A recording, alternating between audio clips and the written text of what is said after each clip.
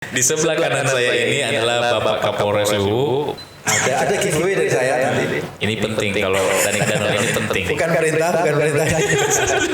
Ini sangat menjawab pertanyaan-pertanyaan yang ada di kepala dan mewakili masyarakat. Dan Kampung Pak De, podcast Fazlu. Ngobrol yuk. Jadi selamat sore teman-teman semua. Mohon izin Pak. Ini pertama kalinya saya melakukan kegiatan podcast. Cuman kenapa saya harus lakukan? Karena saya merasa menjadi wajib untuk mengambil bagian, menyerap semua informasi tentang pelaksanaan dan keterbukaan apa saja yang dibuat di Kabupaten Luwu. Nah, karena ini pertama dan menyangkut COVID, pas lagi parah-parahnya, apalagi di tahun 2021 ini mengalami peningkatan di Kabupaten Luwu, tetapi negara juga sedang berjuang untuk meredam penyebaran COVID yang kian meningkat. Ya. Jadi yang pertama sebelumnya saya sampaikan terima kasih. Kayaknya saya harus memperkenalkan diri. Beliau ini YouTuber baru kalau dibilang. Kepala desa saya, karena wilayah Polres ini ada di Desa Senga Selatan, Pak Desa saya. Terus kemudian kita juga sebelum podcast ini perlu ini untuk menjadi pengetahuan kita semuanya. Kenapa kok kita tidak pakai masker? Kita pas seperti slow seperti ini podcastnya, karena tadi sebelum masuk sini kita sudah rapid dulu, terus kemudian alhamdulillah kami atau saya sudah 2 kali vaksin, Mas Angga juga sudah 2 kali vaksin untuk kita ketahui bersama itu. Jadi pertanyaan tadi yang pertama apa Mas? Yang pertama nih Pak, khusus untuk di Kabupaten Luwu, langkah apa yang Bapak sudah ambil mulai dari awal? Oke. Kita kan sama-sama tahu sebenarnya bahwa kunci sukses untuk melawan COVID ini dari beberapa bahan bacaan, kemudian yang saya lihat di negara-negara lain ya. Khususnya kemarin saya jujur ngiri sekali lihat Euro 2020 ya. 2021. Pelaksanaan 2021 tapi itu tetap namanya Euro 2020. Italia menang ya Pak? Italia jagoan saya itu. Itu mereka sudah sepertinya bisa berdamai dengan COVID.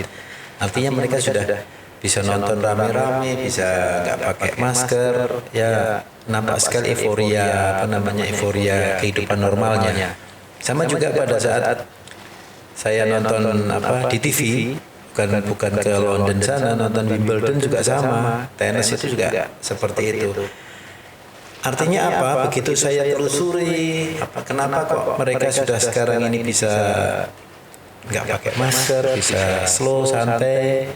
Ternyata pada saat menghadapi awal pandemi, masyarakat di sana nurut sekali dengan apa yang dihimbau oleh pemerintah. Mereka betul-betul disiplin menerapkan protokol kesehatan. Artinya mereka bahkan mereka pada saat pemerintahnya melaksanakan lockdown, betul-betul diterapkan lockdown. Mendisiplinkan diri Pak ya? Mendisiplinkan diri. Artinya sebenarnya pemerintah kebijakan apapun dari pemerintah yang kalau pemerintah kita menerapkan PSBB, sementara kita di masyarakat kita masih banyak yang termakan isu-isu atau pemberitaan-pemberitaan yang sifatnya konspirasi tentang COVID, bahwa COVID ini beginilah, begitu dan sebagainya, yang membuat masyarakat kita bingung dan akhirnya telan mentah-mentah itu. Jadi mereka menganggap tidak ada apa-apa ini. Nah, sementara bagi masyarakat yang atau orang-orang kita yang sudah pernah mengalami nggak enaknya kena, wah itu berusaha juga untuk memberikan edukasi kepada masyarakat lain, tapi ya imbangannya masih sangat kuat. Berita negatifnya dibanding tingkat kepercayaan masyarakatnya. Mungkin karena lebih banyak nonton berita-berita. Ya sebaran hoaxnya masif sekali, Mas. Padahal tetangga sendiri ada yang kena tapi masih nggak dipercaya. Ya, Gitu. artinya apa? Disiplin masyarakat tentang protokol kesehatan ini itu salah satu kunci. Terus kemudian kalau kita lihat lagi, kunci yang kedua ternyata vaksin.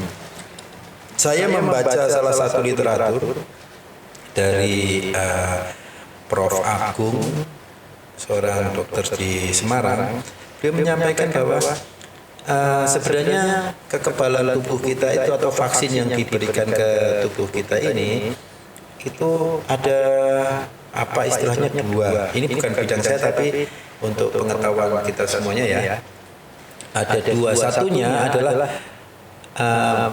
imunitas tubuh kita yang sifatnya bagian penanda. Kalau di polisi intelnya lah. Ini siapa ini yang mau masuk? Seperti apa perlengkapannya, kekuatannya, musuh kita ini, benda asing ini apa? Ini penanda. Terus yang kedua, dari penanda ini disiapkanlah pasukannya. Pasukannya ya imunitas kita itu. Nah, karena COVID ini hal yang baru, penanda ini belum siap. Kita menyerang tubuh kita itu berusaha menyerang dengan belum persiapan apa-apa ya banyak yang kalah.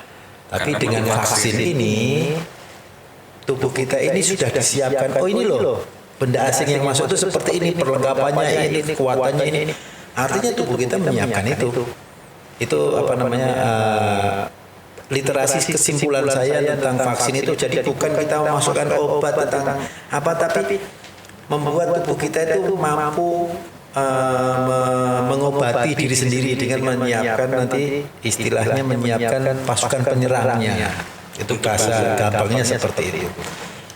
Dari dua hal ini kita harus sinergi baik vaksin maupun protokol kesehatan.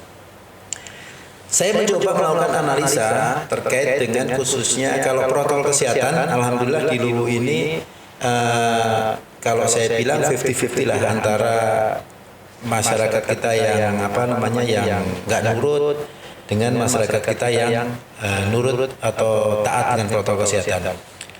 Analisa saya mereka yang tidak nurut itu kalau di sini, kalau di Luwu ini karena bosan, terus karena merasa nggak enak pakai masker kemana-mana, terus nafas terganggu, aktivitas. Nah, terus mereka juga karena pandemi ini panjang, terus mereka juga merasa ya istilahnya kok seperti ini ya. Kapan selesai?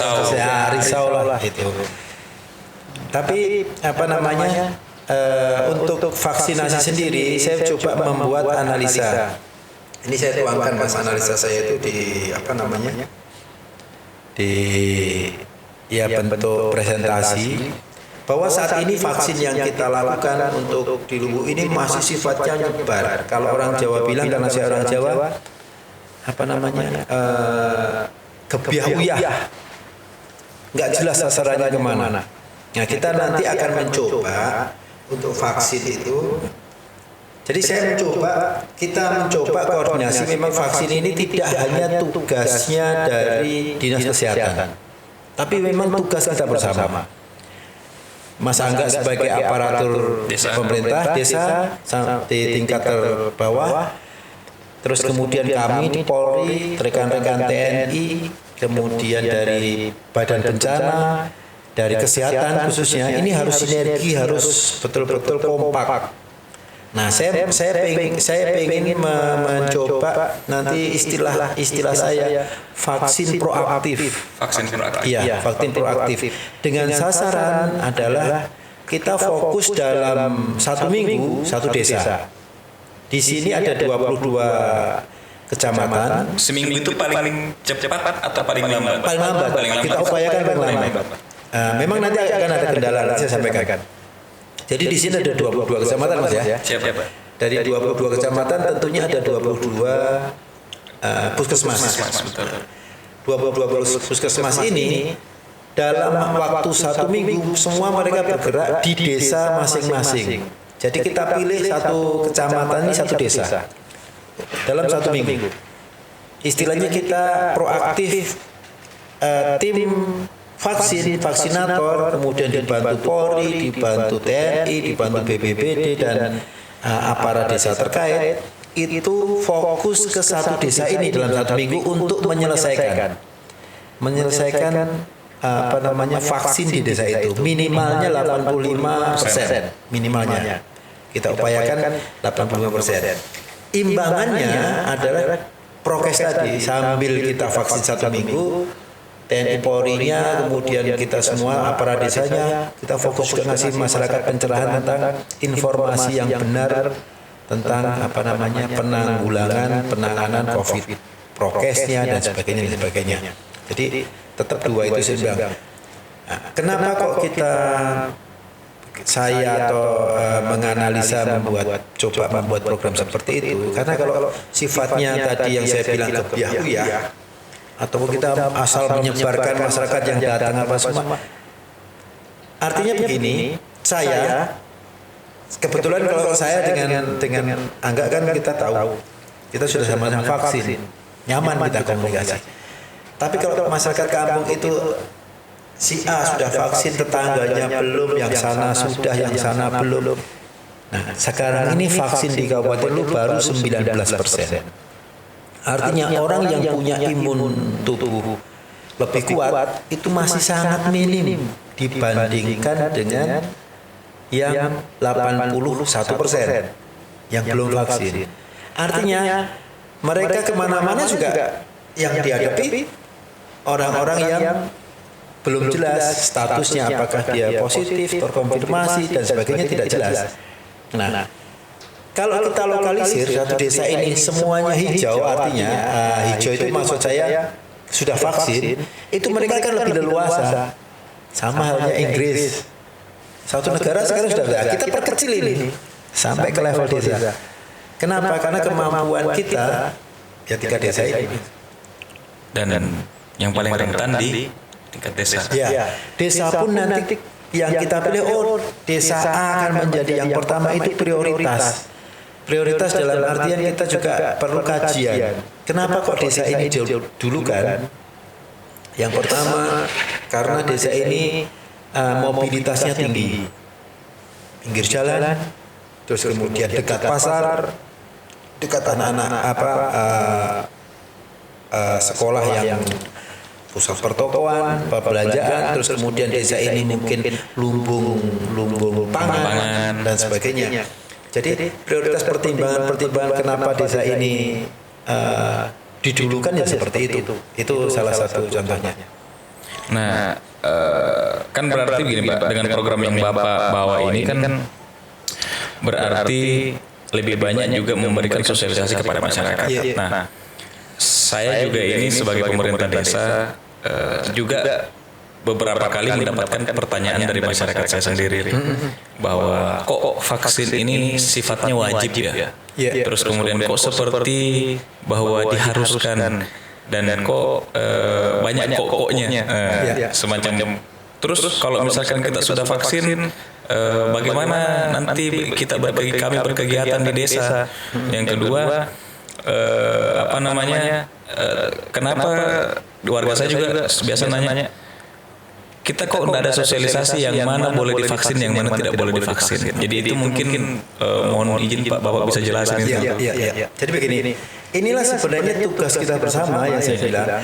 Tujuan dari pelaksanaan vaksin itu adalah memperoleh herd immunity. Yang dimaksud herd immunity itu apa sih? Imunitas atau kekebalan yang massal, yang masif. Kalau suatu komunitas ini di atas 85% atau 80% atau 90% yang ditetapkan oleh pemerintah atau dinas terkait yang lebih berkompeten kedokteran dalam artian itu sudah sudah banyak yang divaksin, artinya itu tadi kita yang orang awamnya bilang, saya ke sana enak, teman saya udah vaksin, saya jalan ke sini enak, ini sudah vaksin, nyaman. Artinya herd immunity-nya akan meningkat. Terus rasa nyaman ini juga akan menimbulkan nanti gak khawatir, kemudian gak takut lagi. Artinya imun kita juga naik. Nah, itulah yang kita minta kenapa wajib. dengan siapa-siapa yang sekarang ini divaksin itu sudah mulai anak umur 12 tahun sampai dengan di atas terhingga artinya sampai dengan lansia. Yang tidak boleh Pak. Yang tidak boleh sementara ini yang punya komorbid, yang punya penyakit-penyakit bawaan, penyakit-penyakit kronis, terus kemudian anak di bawah 12 tahun itu belum boleh untuk Anak usia di bawah 12 tahun. Iya. Jadi kita dengar sama-sama batasnya 12 tahun ke anak atas. usia di bawah 12 tahun sampai usia Sampai lansia. sampai lansia. Dengan satu persyaratan lagi tidak punya penyakit bawaan. Alhamdulillah juga selama pelaksanaan vaksin di Kabupaten Luwu ini yang sudah divaksin tidak ada yang terus setelah itu fatal atau apa. Alhamdulillahnya sehat-sehat semuanya. Ya kalau Yang tadi saya sampaikan ada satu kendala sebenarnya. Kendala kalau kita mau pelaksanaan vaksin yang proaktif, kita datang ke desa ya Mas ya. vaksinasi masuk desa. Iya. Itu kendalanya ketersediaan vaksin. Jadi nanti kita mohon supaya Dinas Kesehatan mungkin melalui Pak Bupati juga untuk pengiriman atau kita minta supaya distribusi vaksin dari provinsi ke Bisa lebih Luwu ini bisa lebih dengan jaminan apa? Artinya para Kapuskesmas didampingi oleh Kapolsek itu harus membuat perencanaan pelaksanaan vaksin desa mana jumlahnya sekian, jaminan bahwa 1 minggu selesai. Artinya inilah yang saya bilang kerja bersama kita. Tapi target berapa lama Pak? Dengan ini kan salah satu terobosan baru dan saya anggap sebagai pemerintah juga merasa bahwa ini mungkin bagian daripada solusi yang terbaik dari yang terbaiknya dengan membuat program vaksinasi masuk desa. Tetapi untuk jangka waktu itu mengelilingi 207 desa di Kabupaten Luwu dengan 20 kelurahan dan 22 kecamatan itu butuh waktu berapa lama Pak kira-kira? Kalau ini Karena kan mohon maaf Pak, kami ini kan saya juga kadang-kadang mewakili, bukan kadang-kadang lagi ya, saya mewakili juga masyarakat, mungkin agak merasa cukup agak keberatan dengan terlalu lamanya pembatasan ini Pak, karena aktivitas ekonomi. Sama. Jadi kita juga pengennya bebas. Kita bilang tadi kita pengennya segera lah bisa berdamai. Artinya apa kalau di luar negeri yang saya bilang tadi kayak sudah nggak ada apa-apa lagi, sudah hidup normal saja mereka. Yang penting masyarakat ini mau mendengarkan apa arahan pemerintah. Yang itu tadi Mas. Jadi tentang berapa lamanya kalau kita modelnya vaksin ini kita laksanakan 1 minggu 1 desa, kita bisa ngukur waktunya. Anggap saja kecamatan A, saya kasih contoh kecamatan yang paling banyak desanya itu di sini kecamatan Bua ya.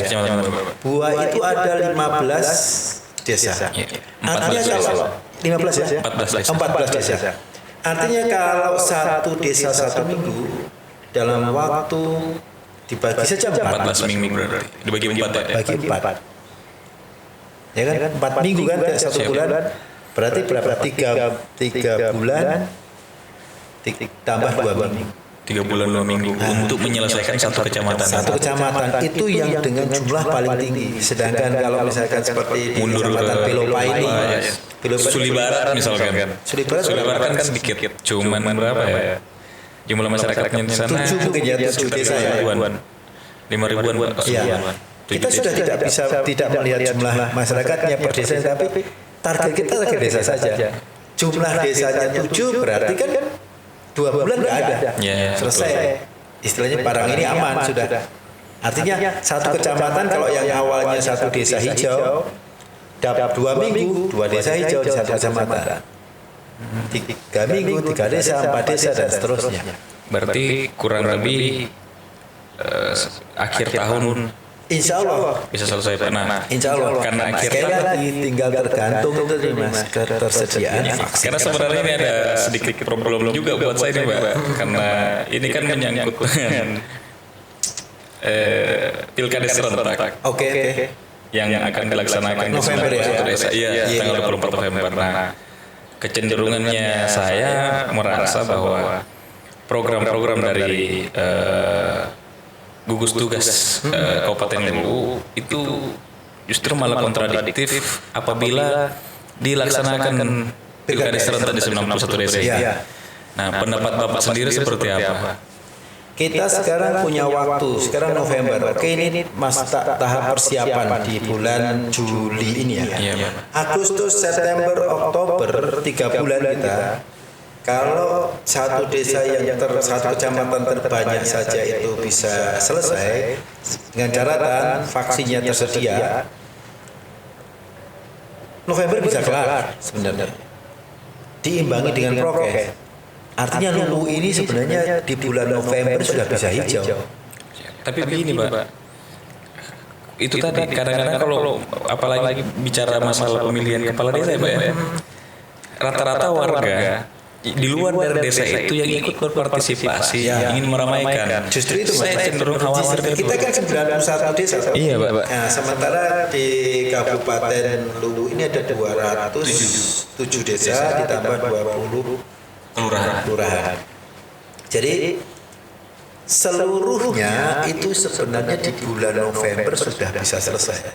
Apalagi contohnya nanti kecamatan atau puskesmas Suli yang hanya 7 desa tadi, begitu selesai di kecamatan Suli, masa sih dia diam saja? Masa nggak mau diminta bantuan sama Suli Barat? Nah, seperti itu. Artinya kalau kita rata-rata 227 dibagi 4 minggu, dibagi 10 kecamatan atau dibagi 22 kecamatan, itu ketemu hasilnya. Berarti ada kecenderungan bahwa mungkin kita sama-sama sepakat untuk melakukan penundaan dulu karena ada masa penetrasi pastinya dalam proses penyelesaian vaksin itu. Ya, artinya begini Mas. Minimalnya itu tadi yang saya bilang dalam waktu 4 bulan ini, kalau sekali lagi ketersediaan vaksinnya ada, itu vaksin tahap pertama. Catatan ya, ini vaksin tahap pertama. Kita bisa menambahkan waktu sampai bulan 1, bulan 2. Ya, selesaikan sampai dengan vaksin tahap keduanya. Nah, di situ kita bisa baru istilahnya benar-benar clear, benar-benar nyaman. Saya tidak menyarankan apapun belum, karena itu kalau masalah penundaan pelaksanaan pilkada ini juga perlu kajian dari dinas terkait nanti bagaimana, dari mungkin dari teman-teman DPR nanti bagaimana pertimbangan khususnya karena yang calon ini kan otomatis berhenti ya. Iya. Stop masa jabatan, kemudian sudah tidak bisa beraktivitas lagi sampai di bulan sampai November itu. Sampai November. Ini artinya kalau ada penundaan kan harus ada penggantinya dan sebagainya. Nah, ini perlu pertimbangan dan kajian betul-betul. Nanti mungkin akan ada pertemuan ataupun perlu kita bahas khusus terkait dengan hal ini. Mudah-mudahan nanti sekali lagi yang terpenting adalah dua sisi ini dulu, masalah prokes dengan masalah vaksin ini. Mari kita dukung sama-sama dua hal ini sehingga kita ya semakin cepat, semakin disiplin, insya Allah semakin kita akan bisa melewati pandemi COVID-19. Amin.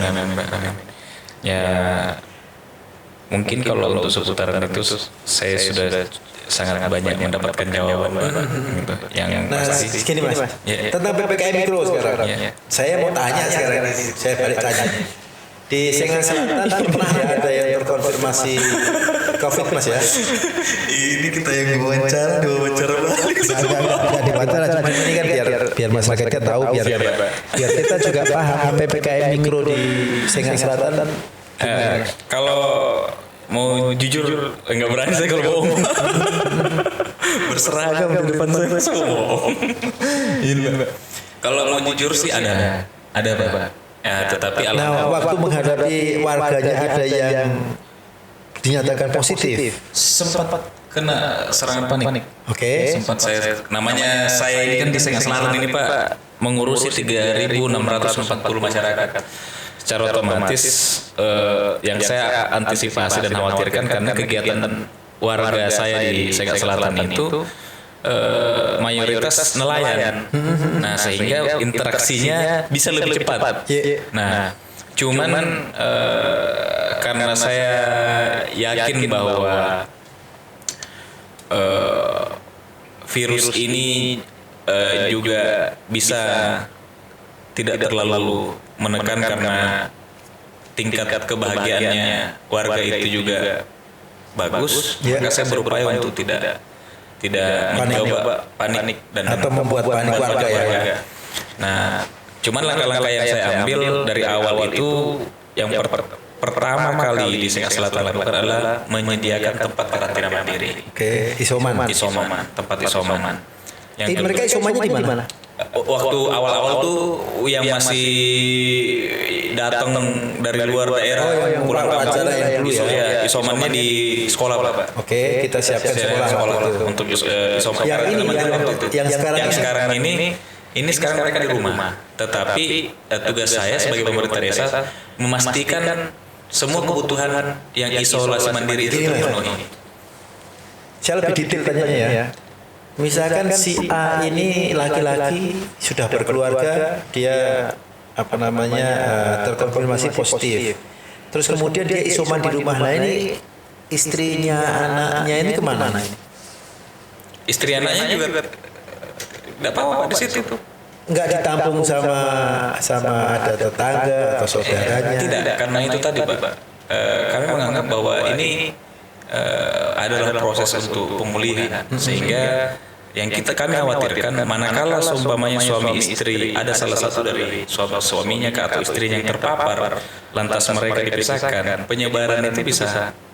Oke, artinya kalau di Sengkang Selatan mereka saling mendukung, saling menguatkan. Mungkin mereka isomannya ya cukup di kamarnya atau apa. Karena tetap menjaga tingkat kebahagiaannya agar tidak kontak, ya membatasi kontak langsungnya ya. Terus kemudian penerapannya setelah kami tahu itu, kami langsung justru warga-warga di sekitar kami arahkan untuk tidak dulu berada pada lingkungan rumahnya.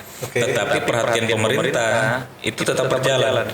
Jadi semua kebutuhan-kebutuhan yang tetangganya ikut ngawasi nggak? Tetangganya ngawasi. Tetangganya semua berpartisipasi Pak. Sampai namanya karena di kampung ini masih gerakan gotong royong sama ibah itu tinggi. Mereka saling mengisi. Ganti-gantian, ada yang bawain beras, ada yang bawain telur, ada yang bawain ini. Pertanyaan berikutnya pertanyaan terakhir. Kalau ada warga atau pendatang, contohnya misalkan kan kita di Sengkang Selatan ini juga banyak saudara-saudara kita yang kerjanya di luar, baik itu pelaut, terus kemudian kerja di Makassar, di tempat-tempat lain. Nah dia kalau pulang, warga kita ngapain? Mereka desa ngapain? Yes. Kalau saya langsung jawab, ini agak menekan. Jadi kan contoh saya ambil ipar saya Pak. Ya. Nah, ipar saya ini kan pelaut. Nah, ipar saya ini dari Abu Dhabi itu sudah melalui proses pemeriksaan, terus kemudian tiba di Jakarta, dia di karantina selama 14 hari. Habis itu dia tiba lagi di Makassar, dia melakukan tes kesehatan lagi, dan sampai dulu kami tetap melakukan pemeriksaan kesehatan dan menganjurkan ipar saya itu untuk isolasi mandiri. Karena ternyata saya kemarin gini, waktu saya ke rumah sakit ketemu sama direktur rumah sakit bawa anak saya. Saya sempat nanya-nanya sedikit tentang ini gimana kalau misalkan semua yang positif itu dibawa ke rumah sakit. Pernyataan Pak Direktur Rumah Sakit ini membuat saya cukup setuju dengan tindakan beliau bahwa yang kita juga harus pikirkan ini tingkat stres warga, tingkat stres masyarakat, tingkat stres pasien agar tidak mengalami peningkatan yang luar biasa. Sehingga Artinya gini ya, salah satu mengantisipasi juga itu membuat dia sudah dinyatakan positif di rumah sakit, ketemunya sama orang yang pakai APD terus, Yes, tambah stres. tambah stres, Pak. Di rumah sakit pun juga ada jangka waktunya ternyata, Pak. 3 hari dilakukan karantina atau isolasi mandiri di sana kan suasana juga berbeda. Apalagi kalau tinggal sendiri, jauh dari keluarga, terus serba hati-hati. Ambulan, Iya, Pak. sama tambah drop ya. Iya, Pak. Jadi seakan-akan mereka ini jadi kurang semangat untuk beraktivitas. Nah, ini salah satu indikasi yang menurut saya gejala-gejala yang bisa menimbulkan peningkatan COVID ini bisa lebih cepat. Oke. Tapi saya izin, Pak. Kalau penerapan yang vaksinasi saat vaksinasi masuk desa itu, saya minta tolong Pak, Sengat Selatan kan mungkin bisa duluan. Iya, makanya itu nanti kajiannya apa namanya dari tim dinas terkait, kemudian kami dinas kesehatan, semua aspek akan dikaji. Siap. Kalau Sengat Selatan ini mungkin tempat kenapa didahulukan Sengat Selatan nanti bukan karena kita dibawa wawancara tapi maksudnya begini, ya itu tadi dengan kenapa diprioritaskan itu kan alasan-alasan kajian Dari ya. segi letak wilayah, saya juga merasa mungkin bisa jadi prioritas karena desa saya pas di tengah kota. Terus kemudian jumlah padat penduduk dan aktivitas warga. Ya, itu sudah masuk kajian kita. Mohon doanya saja, mudah-mudahan ketersediaan kesiapan vaksin yang kita ajukan ke pemerintah provinsi segera bisa sesuai dengan harapan kita. Saya juga berdoa mudah-mudahan Bapak sehat terus. Amin, sama-sama. Kemudian berjuangnya karena ini juga kadang-kadang menjadi problem kita di masyarakat. Perjuangan tim gugus atau para relawan COVID ini kadang-kadang juga dilihat sebelah mata. Karena itu tadi mungkin warga juga merasa ada keputusasaan warga dalam melakukan penanganan. Nah, mudah-mudahan ini vaksinasi masuk desa ini menjadi solusi yang luar biasa dan bisa menjadi role model untuk pelaksanaan vaksinasi di lintas kabupaten. Agar pemerataan, karena saya lihat tadi dari beberapa data itu metode lama yang kita gunakan tidak efektif dan dengan metode baru ini kita bisa mengukur persentase jumlah warga atau sudah bisa menentukan apakah ini ada zona hijau atau zona merah. Bisa menjadi zona hijau atau tetap menjadi zona merah. Jadi ada variabel itu dan itu cukup luar biasa, Pak, dan saya anggap ini sebuah inovasi dari gugus tugas. COVID-19 yang diperkersai oleh Bapak Kapolres Luwu dan sebelumnya tadi karena mukadimahnya masih agak kaku, saya mau perkenalkan diri ulang. Nah, di sebelah kanan saya ini adalah Bapak Kapolres Luwu, Bapak AKBP Fajar Dani Susanto, SIKMH, YouTuber juga. Nah, jangan lupa subscribe channel beliau Danik Danol 77. Ya, ada di sini ya. Sini pokoknya ada di sini, Pak. Nah, kalau mau lihat konten-konten edukatif sama konten-konten menarik seputaran Kabupaten Luwu, subscribe channel bukan Pak Danik Danol dulu. Kalau mau lihat seputaran desa, subscribe Kampung Pak. Jadi channelnya Desa Sengat Selatan itu Kampung Pak. Kampung Pak ini hampir semua untuk desa, Pak. Jadi semua desa ternaungi di Kampung Pak. Nah, sama channel YouTube saya Arfan Basmin gitu. Nah, beliau selain Kapolres, beliau juga adalah ketua harian gugus tugas COVID-19 Kabupaten Luwu dan ya yang bikin saya jadi YouTuber ya beliau ini. Ya mudah-mudahan ini melalui itu karena di masa pandemi kan anak-anak kita, adik-adik kita, anak muda kita banyak yang nonton YouTube. Kita manfaatkan untuk mengedukasi. Pak. Dan mudah-mudahan ini sudah menjadi jawaban yang sangat jelas bisa disebarkan ke masyarakat. Menjadi informasi. Saya tambah himbauan sedikit ya, boleh ya. Siap, Pak. Tadi malam itu saya melaksanakan operasi justisi pada masyarakat. Syukur alhamdulillah tempat kita ini sekarang baru sebatas menerapkan PPKM mikro, belum ditetapkan sebagai PPKM mikro darurat. Jadi saya menghimbau kepada masyarakat, kita tidak ingin masyarakat itu juga yang berdagang khususnya itu jadi istilahnya periuknya mati, kita tidak ingin. Tapi ayo kita bekerja sama. Silahkan buka sampai dengan jam 8 melayani dengan protokol kesehatan. Jaga jarak, terus kemudian wajibkan pengunjungnya cuci tangan dan sebagainya. Karena apa? Satu sisi kita ingin dapat untung pedagang kita, di sisi lain kita juga melayani pelanggan itu dengan sebaik-baiknya. Tapi kita juga ingin pelanggan kita aman. Dan saya rasakan itu tadi malam, Pak. Saya lagi makan sari laut sama istri.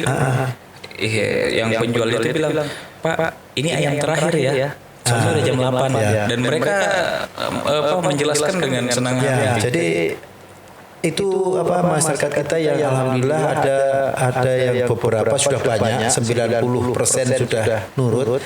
Tadi malam ada 2 yang masih agak perlu kita berikan penjelasan. Ini waktunya saya berikan penjelasan.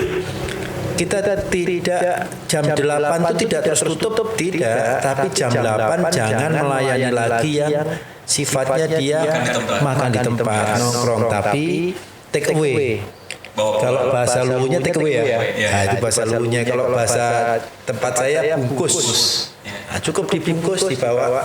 Bahasa luwuhnya delivery order. Nah, itu seharusnya seperti itu, Mas. Ini perlu kita pahami. Jadi kita tidak mematikan, termasuk yang di mana Simpur Siang itu kan ramai pedagang-pedagang kita. Saya sampaikan tadi malam, kemasin kursinya kalau memang pada mau beli apa semua ya take away, bawa pulang, bungkus bawa pulang, bungkus bawa pulang. Jadi ini juga menyelamatkan para kurir, Pak, sebenarnya. Ya, jadi ada lagi lapangan pekerjaan yang terbuka. Ya, mudah-mudahan. Kurir saya juga lama-lama ini pengen jadi kurir, Pak, kalau pas begini modelnya. Ya itu. Terus yang himbauan saya yang kedua, teman-teman kita tenaga kesehatan, khususnya yang di puskesmas, di rumah sakit itu sangat rentan, sangat rawan untuk bisa terkonfirmasi terpapar COVID-19. Saya pesan sama teman-teman yang di rumah sakit, di dinas kesehatan ataupun para pelayan publik supaya tetap patuhi protokol kesehatan, minimal gunakan masker. Sementara ini petunjuknya masker 2 lapis, gunakan masker 2 lapis. Apalagi yang dihadapi sama yang di rumah sakit, di puskesmas itu kan orang-orang sakit yang pasti sakit ya, Mas. Kalau orang yang mau bikin SIM kok di sini orang sehat, atau tanpa gejala. Tapi kalau di rumah sakit orang yang datang itu kan pasti orang yang sakit. Nah, ini tetap waspadalah, teman-teman. Mudah-mudahan ikhtiar dengan protokol kesehatan yang disiplin, nantinya vaksin model yang kita inginkan atau kita rencanakan bisa dilaksanakan, kita segera bebas bisa beraktivitas normal. Dan sebenarnya saya juga sempat dengar bahwa justru Bapak ini agak kurang sepakat ya kalau tiba-tiba lockdown karena menyangkut aktivitas ekonomi masyarakat yang tidak bisa dipertanggungjawabkan secara keseluruhan. Nah, itu kita dukung apa yang menjadi concern ataupun menjadi maklumat dari pemerintah. Kebijakan pemerintah bahwa pemerintah menerapkan sekarang PPKM yang dimana sekali lagi teman-teman desa dari tingkat RT, RW, dusun, desa harus proaktif betul, mendewasakan masyarakat kita, jadi tidak memanjakan masyarakat tapi mendewasakan masyarakat kita supaya memang sebenarnya kalau kita sadari bangsa kita ini kan tangguh.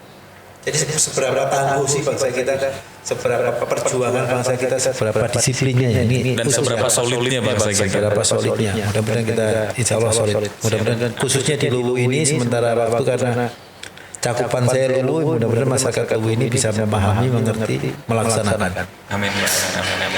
Mudah-mudahan cepat semua selesai. Badai pasti berlalu kalau kata Krisya. Jangan lupa channel saya Dani Danul 77 dan channel saya Kampung Pak D untuk channel desa dan Arfan Basmin untuk channel. Untuk subscribernya Dani Danul saya mohon nanti ada giveaway dari saya nanti. Please. untuk apa namanya?